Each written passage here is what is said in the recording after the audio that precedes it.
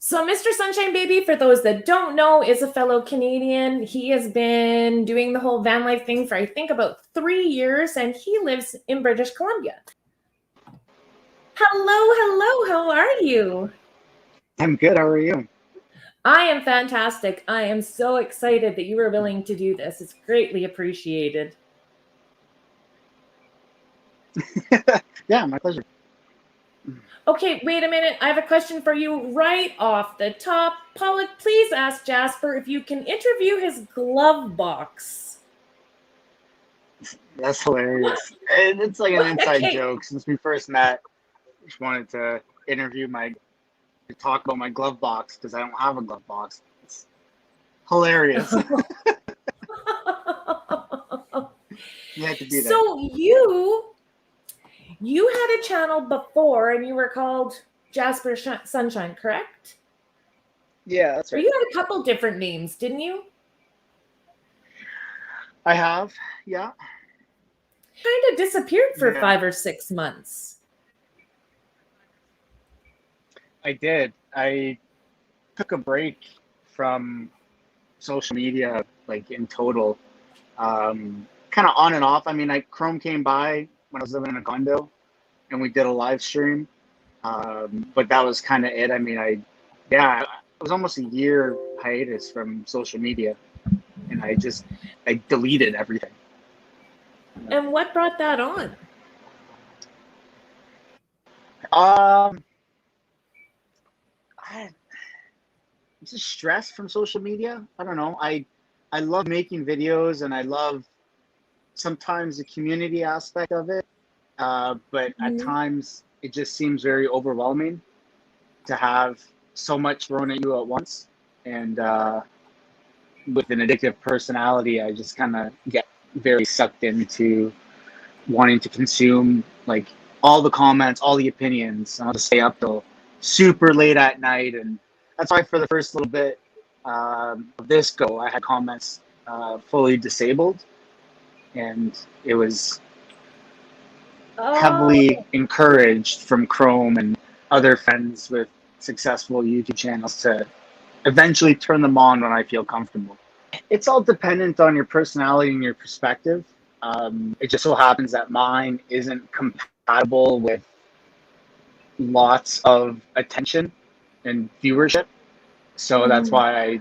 why I just, it overwhelmed me too much. So that was the reason why I, I just got off completely. But yeah, comments are now opened, and I'm in a better place, I suppose, more aware of what I'm doing, and yeah, so it doesn't affect me the way it used to. So have you made a lot of changes in your life while you took that hiatus from YouTube? Yeah, so growing up, I was very athletic. I was an athlete, and just over the course of I mean, I know I'm still young, but when I was a younger adult, especially when I got into the first time I got into van life in 2018, like I wasn't exercising, I wasn't going to the gym, I didn't have a routine. I was just very going with the flow, which is what seems to be in this lifestyle to generalize. And there's absolutely nothing wrong with that. But for me and my wants and needs, that just isn't sustainable long term. So the biggest takeaway or the biggest learning curve was getting back into a dietary routine and a exercise routine, and just regaining control of my overall health and having that discipline kind of reinstated. I mean, there's still a lot of sacrifices I do. Like, I don't go out and I don't eat fast food. I don't party. I don't stay up past a certain time. I need to wake up and get going before a certain time. Like, there's no safety net for what happens if I breach those. I just don't. I have to stick to these parameters that I've set on myself. Yeah, I mean, it works. It's the recipe for success, just with myself and how I function day to day, and with this lifestyle, with how transient it can be. I mean, I can just get up and drive to a different province, or potentially America. I can just go wherever I want at any time. Mm-hmm. When you have access to that and you can bring your entire life with you, it's very easy to, just I don't want to cook today because I'm traveling, or it's. I think for me, it's just very important to stay on the strict routine. Yeah. So are your dogs kept that much on routine too? You have two big dogs that you live with. Yeah, they do. They get like 10 to 15 kilometers of exercise minimum per day. And yeah, I've also tightened up with um,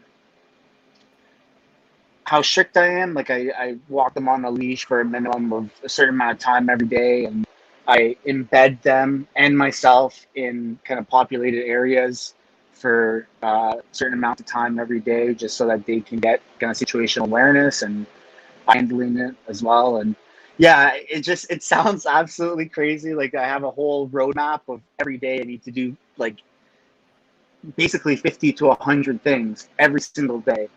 Um, but I do it and it's been working. So it's just about making that sustainable long term for me and my That's dogs. awesome.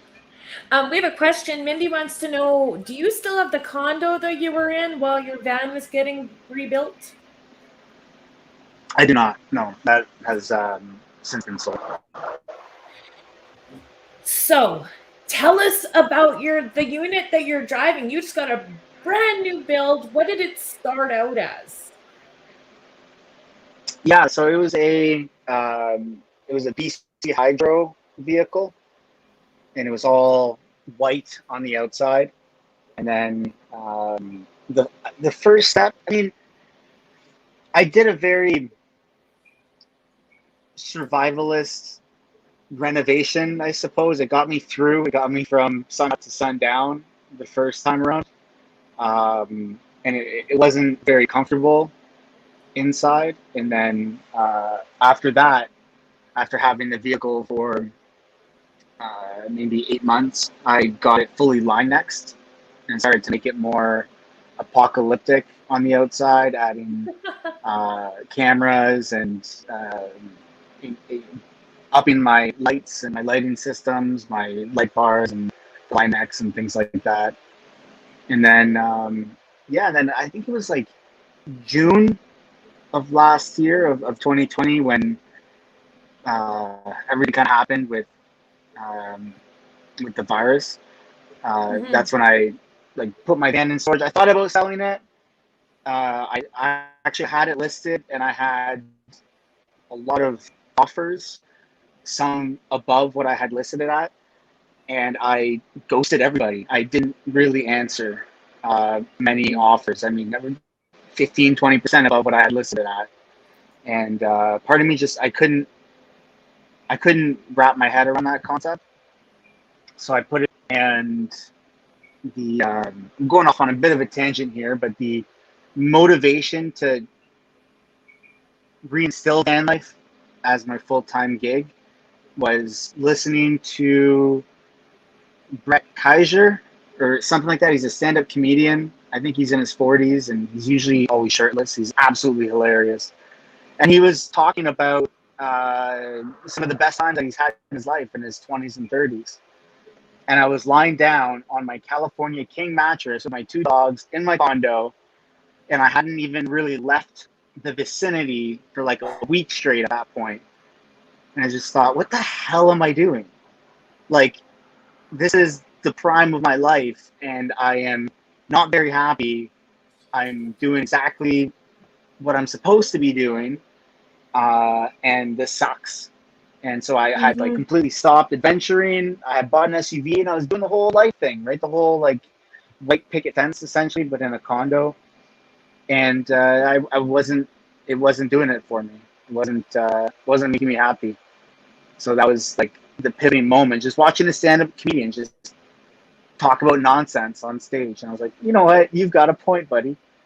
And then I got plastered for an entire week specifically to design this. That was my motivation. Yeah. And then here it Wow. is. It came to fruition. So it's pretty exciting. it doesn't feel real. It just still feels like I'm in at like my dream vacation destination, right? When you've been Mm-hmm. planning a trip for so long and you finally, you know, the ins and outs of maybe a resort or a hotel or a rental place that you're going to, and you're finally there and you've looked at all the pictures and videos and you get that sense of satisfaction from being there. That's how this feels. It still hasn't fully sunk in. Like, this is my literal life. So that's something I'm still processing. Well, when I listened to that podcast that you did with Chrome, you had talked about a point in time where you were just tired of van life. That's also true. Yeah. But that now, did you have a different unit that you were living in at that point in time? Because you weren't happy with how how van life was compared to what it is for you now. Yeah. I wasn't living, uh, I don't know the right words, but it's like I wasn't living within my means, but the opposite way. I was sacrificing too many things that didn't needed, that had no, no need to be sacrificed. And I just wasn't in a comfortable environment. And yeah, that led to lots of like resentment towards this lifestyle. I mean, I didn't have a sink that always worked, and there was like issues with the plumbing and shower. I never had a shower, and it wasn't up to like my standard or what I wanted. Mm. Um, and when you have that much daily resentment in your everyday life, that takes a toll on someone. It is what you make it. Everyone has the opportunity. Well, most people have an opportunity uh, to make it to be. And so right now, at this exact moment, I don't have many issues with this setup or my life. Like it is quite smooth sailing right now, which Mm. is exactly what I want it to be and what I need it to be, as opposed to when I've done this previously, where I just feel like I'm just constantly chasing my own tail, trying to solve problems and that I can Mm-hmm. never fix. Yeah. So you are on this super huge health kick. Like, we get to watch you cook during your live streams while you're chatting with us. Have you always eaten this well? No, like I used to many years ago, and that's when I was in excellent mental resiliency and physical condition. And just somewhere over the years, that stopped. And yeah, I mean, I'm very, like I said, I'm very strict. I count my calories, I weigh my food. Um, I I am obsessive over it, but that's because it maximizes how good I feel, and why wouldn't I, right? So it's just these little Mm. things that to the untrained eye, it might seem like a lot of work, but just like anything, once you kind of learn the language um, and learn kind of the introduction to it, it becomes second nature. So it's actually more difficult for me to go out of my way to not eat this way than it's easy. It's actually easier for me to just continue eating this way. If that makes any sense. Are you on the mainland or are you on the island right now? Yeah, I'm in BC. Gotcha. Yeah. Gotcha. That's one of the things too. I wonder, you share so much of your life, like a lot of people that are living the whole lifestyle and doing YouTube.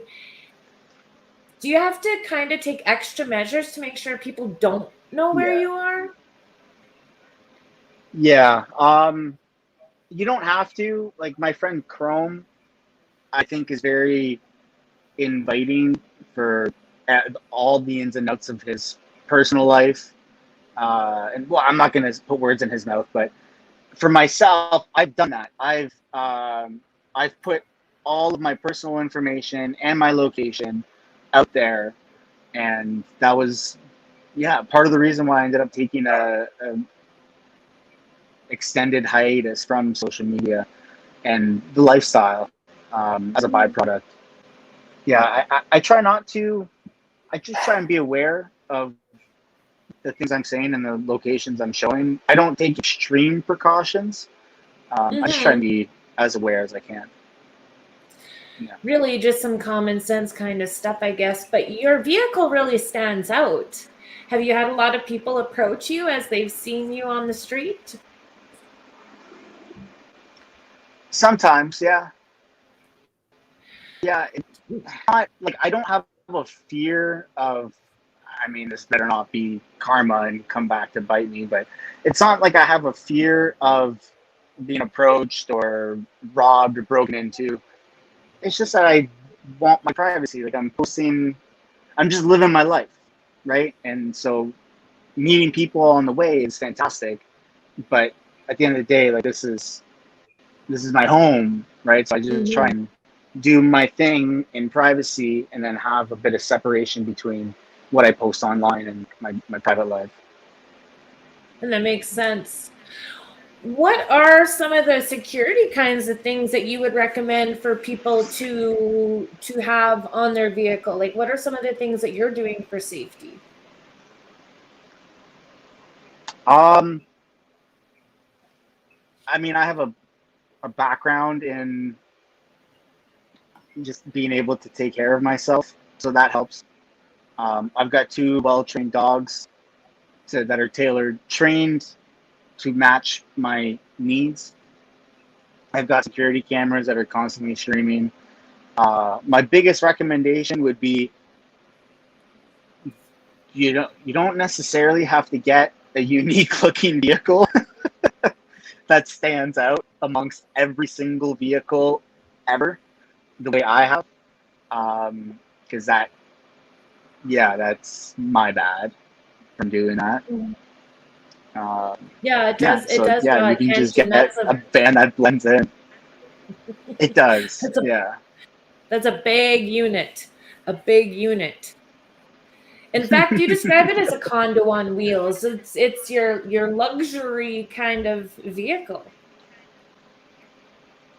Yeah, that was just I didn't mean to start calling it that on my own. A friend of mine just kind of said, "Oh, it looks like you have a luxury condo." So, okay, luxury condo it is. It's no longer van life. How do you Sure. date living van life? Um, yeah, I'm on Tinder and I'm on all the dating apps.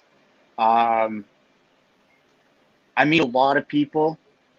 I don't I don't particularly date, contrary to what maybe some people would think. I'm really busy now that I'm back to making videos. I've got a video I try and pump out every day. I mean, I'm extremely busy, and then my fitness and my dogs and my eating and just maintenance. Getting water and going on joyrides and planning my day out, and like I have no time right now. Mhm. Um, and I'm extremely happy being by myself. There's quite a few people that I do talk to, but yeah, I don't really date. Not right now. I'm very focused. I'm goal oriented Mhm. right now. I imagine Yeah. you would want to find someone that has a lot of those similar qualities that you have. What would you look for? What are you looking for when you're on those sites? Oh shit. Um, I mean, just someone that can be empathetic and have good communication, and I mean, someone that I can be attracted to. Um, Mhm. but I don't have. I mean, it's very dependent from person to person. I've been attracted to people that are complete opposite to me. I've also been attracted to people that are very like-minded. I don't set up kind of goalposts and try and shoot in between there. I'm just very open to who I talk to, but I'm very to who I let into my life at a relationship or romantically at that level. Mhm. We have a question. Would you consider dating a fellow nomad? I I mean, I am open to talking to people from all walks of life, but yeah, as I've said, for dating, I'm extremely selective. Um, I'm just, yeah, it's not something that I dismiss. If it organically comes into my life, then so be it. Mm-hmm. So YouTube for me is passive income. I have extremely high monthly bills for someone who lives in a van. Not necessarily fuel, but for internet and things like that. And I'm just very goal oriented, and there's uh, finances or a necessity for achieving certain goals, and just future proofing myself.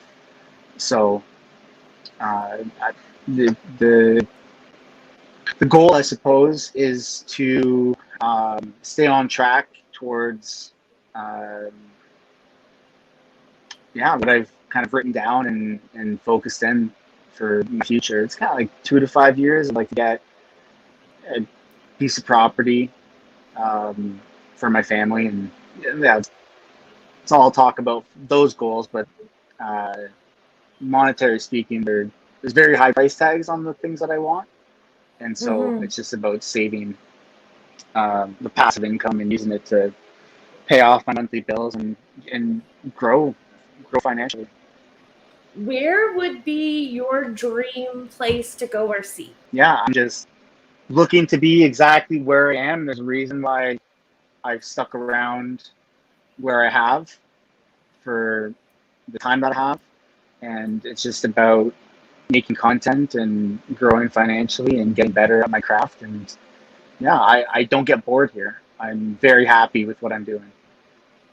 That is so cool. And I mean, you truly do live in one of the most beautiful places in the world, in my opinion, right? So I guess if you live in a utopia, why would you want Yeah, to leave? exactly. Do you plan on doing a lot of skiing this winter? Is that something that you really enjoy doing? Yeah, historically, I've spent winters in Whistler. That would be something I would consider. I have some friends that work there seasonally, and they've invited me to go back up. Um, it depends on so many things. It depends on if I've reached any of my goals and transitioning and adding other things into my life. And yeah, there's lots of variables. I would like to go. Question is like, can you suggest a way to keep from falling into apathy with van life? So you've mentioned you've cut back on the way you deal with the social media. Your lifestyle sounds like it's got a lot healthier. You've gotten the necessary upgrades. Is there anything that I'm missing?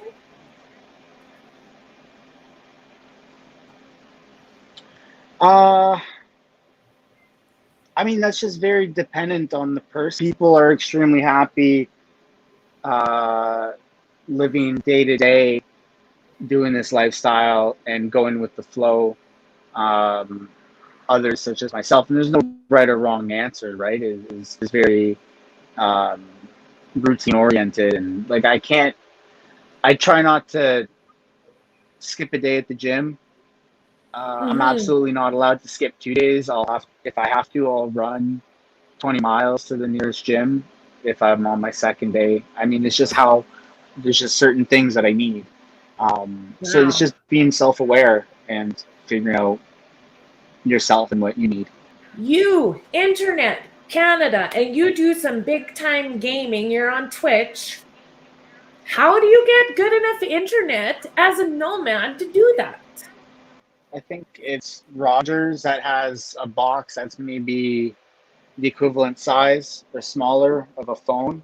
It's called MiFi, and when you get it, that when you get that and with a phone number, which is just irrelevant at that point, it's just the plan, I guess. You can get up to 100 gigs for the price. I think it's like just under $200, which is A obviously month? quite steep. Yeah, or maybe often. I don't take it. into the bush. Like I'm more of inner city, which is strange because it isn't a stealth vehicle at all. Um, yeah, but it's just what I prefer right now in this point in my life. So I'm always near cell reception. Yeah. Nice. What are some of your favorite places in British Columbia? Like, have you always lived there? No, I grew up and was raised in Ontario, unfortunately. So Oh, okay. my home areas there would be some parts of northern Ontario, Ottawa, and Toronto. That's kind of where I spent the majority of my life. Okay. And then, yeah, I've been out here since 2017. I mean, Vancouver Island, you can't go wrong. Uh, I love Mhm.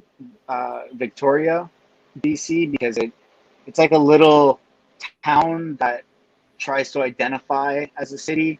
And having lived in Vancouver in my van for a while, and then having lived in Toronto for many years prior, being in Victoria is almost comedic because of how small it is and how cute it is. But it's like a perfect little mix between the city and being a coastal uh, town on the island.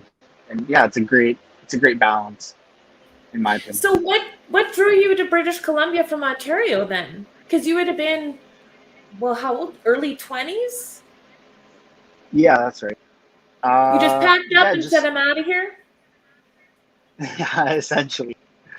Yeah, like Cool. 2 weeks notice. Yeah, I just said okay. I bought a plane ticket and then I figured out the rest. Yeah. Wow. So you didn't even have a van when you moved to BC? No, that's right. Yeah, I lived with Wow. family for the greater part of the year, and then I got a van. My probably all-time favorite parking spot within the parameters of civilization is Qualicum Beach because you can be like 5 feet from the water where you park, and Hmm. yeah, people are just so welcoming there. It's I like know. every time I go, there's dozens and dozens of people that are just shock and awed at my van or the van next to me, and it's just always fun conversations. And I cook with my doors open because the water's right there, and yeah, it's probably my Nice. all-time favorite place within civilization. So where do you get your wisdom at the age of 27? Um, it's probably the extra 7 months, 27 and a half. So I think it's just the extra half that gives me the wisdom. I don't know. I've traveled a lot of places and met a lot of people and had lots of conversations, and um, Hmm. I'm just someone that knows what they want, and that's it. Yeah, I don't know. You don't necessarily have to have a lot of experience yourself. Um, I have had quite a bit of experience. It's just being aware and knowing what you want and filtering out all the rest. And yeah, I don't know. Just This is awesome. chase your dreams. Steve says, try to learn something from everybody you meet. That Yeah, fits. those are good words. Yeah, absolutely. How did you come up with your channel name? Um, it started on Instagram when I had deleted or I was changing the name of a long ago Instagram name, and I don't know. I think it was Wayne Brady from Whose Line Is It Anyway? I'm a big fan of his from his improv, Yeah. and I was probably watching a lot of Whose Line Is It Anyway at that given moment of like trying to change my Instagram name, and his handle is like Mr. Wayne Brady with MR, and so that wasn't available for what I wanted, so I just spelt out Mister, and I'm like, yeah, all right, there you go, and I just put baby because I think Mr. Sunshine was taken, so whatever. And then I just changed all my social media to that. Yeah. Jasper, I really, really want to thank you for taking the time to do this. I really appreciate it. I got to tell you, though, watching your live streams are a lot of fun. They really are. And everyone in the chat, I highly recommend you check them out. You seem like a different person than you were. You seem so much more positive and alive and just comfortable in your own skin. Do you know what I mean? Like there is a very unique quality that a person sees in your stuff now, and I think everybody here will definitely enjoy following along. Well, thank you for the nice words, and thank you for having me on. It's been a lot of fun.